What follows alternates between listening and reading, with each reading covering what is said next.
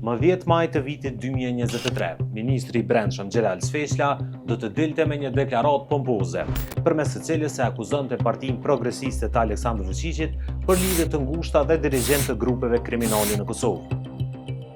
Askush nuk e dinte se vetëm 4 ditë më herët, më 6 maj 2023, ishte vetë Ministri Sfeshla që kishte takuar njërin nga akterët më të rëndësishëm të partisë së presidentit serb, Ministrin Nemanja Starović.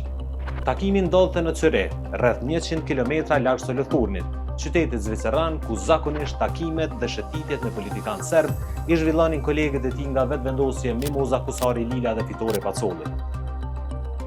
Bashkëpartiaku i Vučićit që mohonte masakrën e Reçakut nuk kishte i vetmi në takim. Aty pranë Sfeshlës shihet edhe Sanda Rashković Ivić, politikania ekstremiste serbe që zhvilloi dosje kundër ushtrisë lirëtare të Kosovës dhe e quante Adem Jasharin terrorist.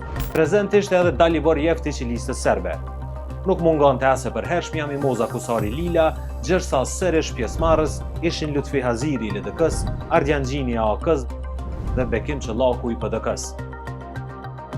Takimi ndodhte kur në Kosovë, thënë së buti, ishte një situatë e komplikuar e sigurisë. Gjërsa vetëm 10 ditë para takimit, Sfeshla me bindje të plotë thoshte se policëve serb që dhanë ndërheqje nga policia e Kosovës nuk do të mundsohet kthimi. Nëse flasim për kthim të policëve që kanë dhënë ndërheqje, kjo nuk do të ndodhë. Asnjë prej tyre. Ai në Cyre shfaloste krejt tjetër qendrim.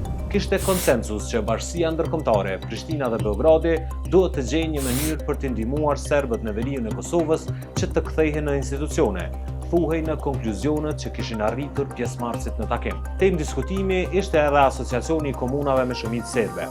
Disa nga pjesëmarrësit madje kishin kërkuar që BE dhe SBA të ndihmojnë në hartimin e një drafti për të. Për Ministrin Sfeshla, pjesëmarrja në këto takime s'ishte rrethon e re. Ai ishte i rregullt në këto bisedime diskrete. Merrte pjesë edhe në dhjetor të 2021-s e korrekt të 2022-s në Solothurn. Në Prishtinë, akuzat bëheshin me zë të lartë, ndërsa në Zvicër kompromiset nënshkruheshin pa zë. Nganjëherë edhe në shëtitje relaksuese shesheve të Zvicrës.